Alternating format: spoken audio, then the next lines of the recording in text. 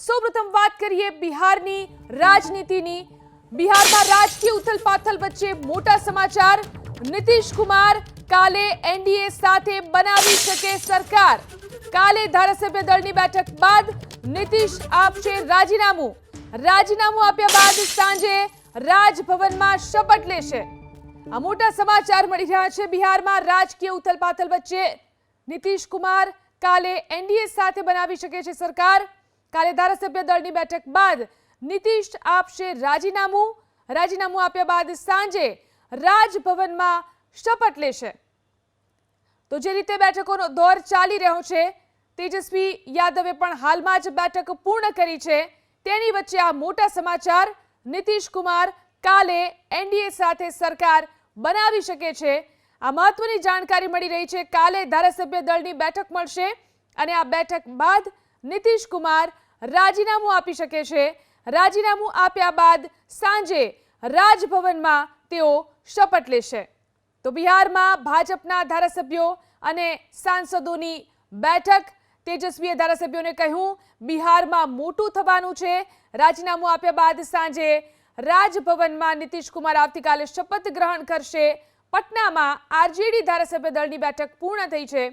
તેજસ્વી યાદવે આરજેડીના ધારાસભ્યો સાથે બેઠક કરી। તેજસ્વીએ ધારાસભ્યોને કહ્યું, બિહારમાં મોટું થવાનું છે। તો કંઈક મોટું થયાના સંકેત તેજસ્વી યાદવે આપી દીધા છે। નીતિશ કુમાર પાસે કેટલાક કંટ્રોલ નથી તેવી વાત પણ તેજસ્વી યાદવે કરી છે। તો બિહારમાં ભાજપના ધારાસભ્યો અને સાંસદોની પણ બેઠકોનો દોર સતત ચાલી રહ્યો છે 2 દિવસથી। અને જે રીતે આ મોટી ઉથલપાથલ બિહારની અંદર થઈ રહી છે, આવતીકાલે રાજીનામું આપશે નીતિશ કુમાર, તે મહત્વના સમાચાર મળી રહ્યા છે। પટનામાં આરજેડી ધારાસભ્ય દળની બેઠક પણ પૂર્ણ થઈ ચૂકી છે। તેજસ્વી યાદવ હજી પણ સરકાર બચાવવાના પ્રયાસ કરી રહ્યા છે। તેજસ્વીએ ધારાસભ્યોને કહ્યું કે કંઈક મોટું થવાનું છે, કંઈક મોટું થવાના સંકેત તેજસ્વી આપ્યા છે। નીતિશ કુમાર પાસે કેટલાક કંટ્રોલ નથી તેવી પણ વાત તેજસ્વી યાદવે કરી છે।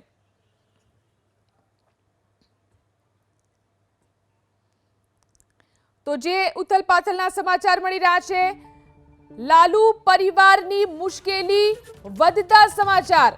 લેન્ડ ફોર જોબ સ્કેમની અંદર કોર્ટે નોંધ લીધી છે। આરોપીઓને કોર્ટમાં હાજર થવાની સૂચના। રાબડી દેવી સહિતના આરોપીઓને સમન્સ પાઠવવામાં આવ્યા। 9મી ફેબ્રુઆરીએ હાજર થવાનો આદેશ કરવામાં આવ્યો છે। તો ઈડીની ચાર્જશીટ પર કોર્ટનું સંજ્ઞાન। લાલુ પરિવારની મુશ્કેલી વધારતા સમાચાર પ્રાપ્ત થઈ રહ્યા છે। લેન્ડ ફોર જોબ સ્કેમની અંદર કોર્ટે નોંધ લીધી છે। આરોપીઓને કોર્ટમાં હાજર થવાની સૂચના આપવામાં આવી છે। તો રાબડી દેવી સહિતના આરોપીઓને સમન્સ પાઠવવામાં આવ્યા છે। 9મી ફેબ્રુઆરીએ રાબડી દેવી સહિતના આરોપીઓને હાજર થવું પડશે।